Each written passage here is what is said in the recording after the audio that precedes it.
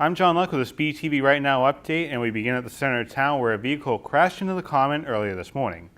The incident occurred just before 11 a.m. as the driver suffered a reported medical incident and proceeded the wrong way through the center. Fortunately, no other vehicles were struck, though the SUV did take out 4 concrete barriers, fencing, and eventually hit a tree, causing extensive damage to the car, which you can see on your screen right now. The man and the passenger in the vehicle were both taken by ambulance to the hospital. We have no word yet on their conditions. A loaded gun was discovered by TSA agents earlier this morning at Logan Airport. The gun was in a carry-on bag which belonged to Bridgewater resident Kyle McGuire. McGuire was en route to St. Louis when the 9mm loaded gun was discovered by screeners in Delta Airlines Terminal A. McGuire, who is not licensed to carry a gun, faced arraignment earlier this morning. A string of BB gun vandalism continues to make headlines following a pair of incidents in West Bridgewater and Rainham. Both incidents took place on July 27th earlier in the morning. The first occurred in the Walmart parking lot on Paramount Drive in Rainham around 2 a.m. The second incident took place in West Bridgewater in a CVS parking lot on West Center Street around 5 a.m.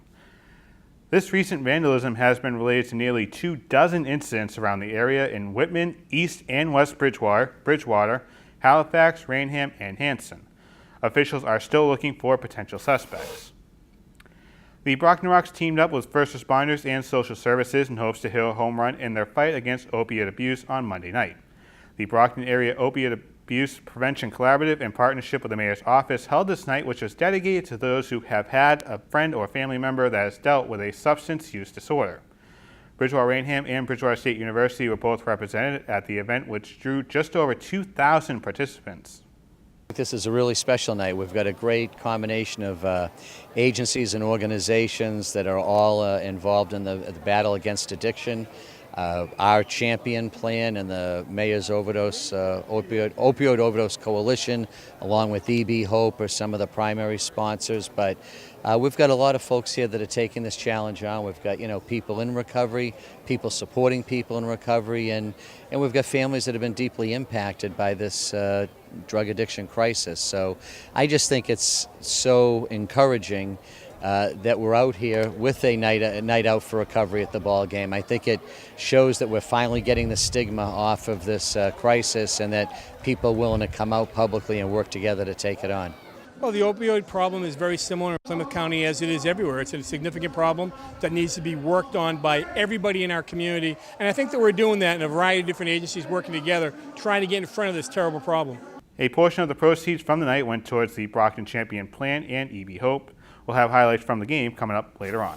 Turning to your health today, everyone knows the unmistakable itch that a mosquito bite can leave behind, and while you might be tempted to scratch it for relief, according to Melissa Pellang, a Cleveland Clinic dermatologist, scratching it may be the last thing you want to do. Really, the worst thing you can do is scratch a mosquito bite, because when the mosquito bites, it releases histamine. Histamine causes itching. The more you scratch, the more histamine that gets released, the more it itches. Instead of scratching, Dr. Pellang recommends putting hydrocortisone on the bite. Doing this 2 to 3 times per day can help kill the itch and will also help it heal faster. Dr. Pellang says that if you continually scratch a mosquito bite, you run the risk of scratching off the outer layer of the skin as well. If you see bleeding, it means you've gone too far. If you do accidentally scratch through the skin, to avoid the risk of infection, keep the area clean and cover it with an antibiotic ointment and a bandage until it heals. If it gets bigger and gets tender after a few days, it's time to seek medical attention. Dr. Pellang says people will often try putting all sorts of things on bug bites, including alcohol, witch hazel, and even toothpaste. She says all these items will do is dry your skin out and make it itch even more. But there is one lesser known trick that can help ease the itch.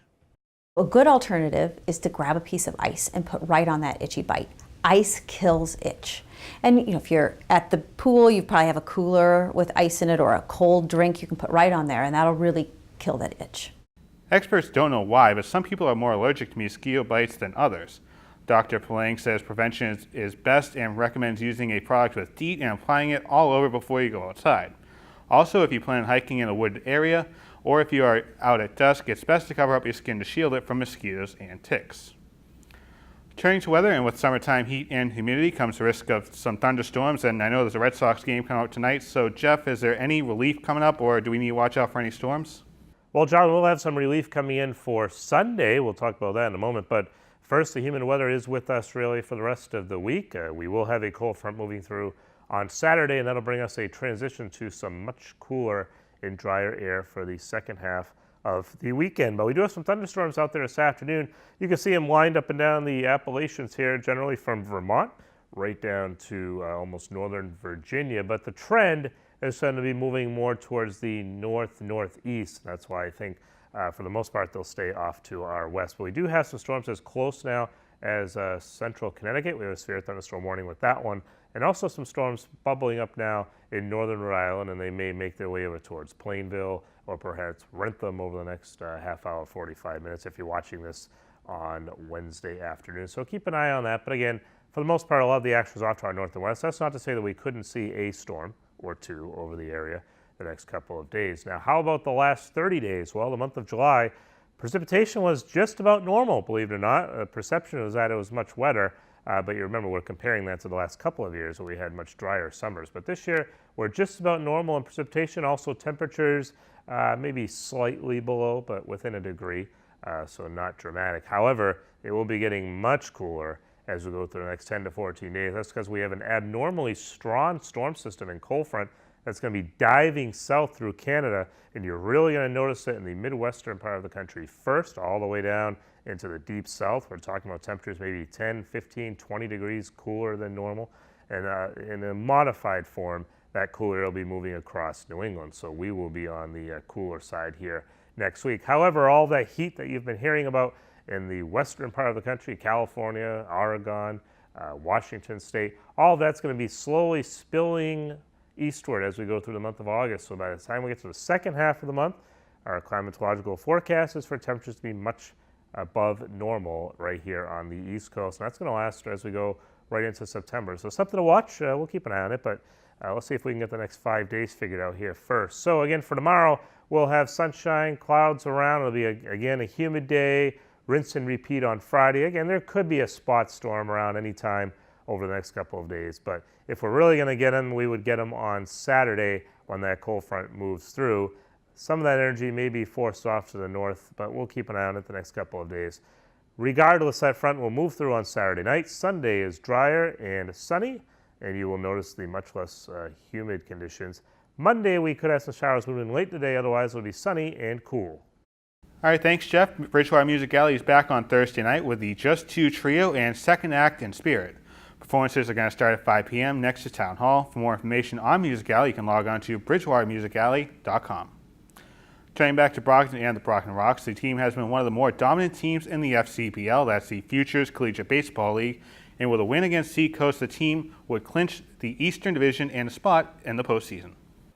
Just your typical ice cream eating contest with a relief pitcher. You know, anything goes at Campanelli Stadium. We get things going in the top of the first inning as Paul Salata sends this one into left field for his second home run of the season. That gives Seacoast the early 2-0 lead, but Brockton would get back into the game very quickly, down 2-1 with the bases loaded. Nick Garland grounds this one up the middle to second, back to short, and this one is going sailing almost into the dugout. 2 runners score in the play, so Rocks take the 3-2 lead. That'll be the score going into the bottom of the third inning. Kyle Ruth sends this one to center field.